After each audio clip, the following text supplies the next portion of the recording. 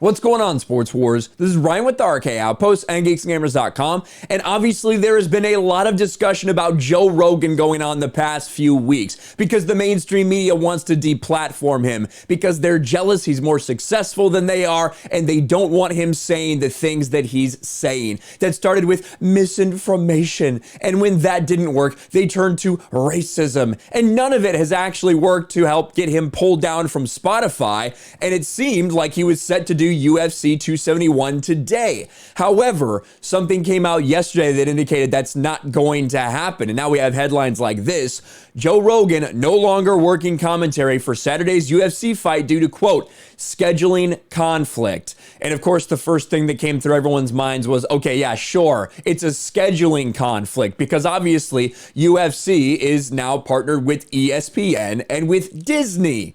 So maybe, is there a chance that Disney and ESPN didn't want Joe Rogan part of this broadcast? That's the thought that went through every single person's mind. But at the same time, this is Dana White we're talking about. This is Dana White who calls the shots. Do you really think that that's something Dana White would do to Joe Rogan after all that we've heard from Dana White over the past, not only just several weeks, but years of how he operates this company? I don't know. But Bobby Burak does a good piece here for Outkick. Let's pause this real quick. Joe Rogan will not be on UFC 271 broadcast. Interestingly, the UFC just confirmed on Wednesday that he would work the broadcast. But now, a last-second scheduling conflict will force Rogan to miss the trip from Austin, where he lives, to Houston, which it's not like he's traveling across the country or anything. Austin to Houston. Evidently, he can't do that. And you see Clay Travis saying what everyone was thinking.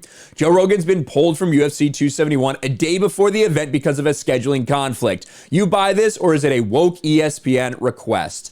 Some MMA fans are skeptical of the coincidence. Rogan's scheduling conflict comes amid a series of controversies, including those outraged over Rogan's commentary on COVID and, of course, the N-word, where he was using it in context, talking about something that happened, quoting someone, things like that. Because ESPN airs UFC's pay-per-views, it's easy to imagine ESPN or Disney exec demanding the UFC hold Rogan off this weekend's card. On the other hand, Dana White runs the UFC. Behind White, the UFC's most ballsy sports league in America, and it's not close. And we're not that far removed from Dana White very vehemently defending Joe Rogan over this backlash, saying that he can't be canceled, saying that these people are pussies that are trying to do it, and that they're not going to be able to stop Joe Rogan.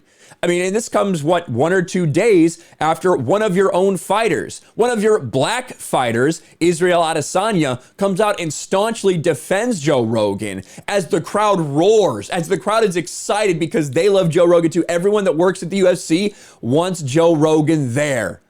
It's not even a question.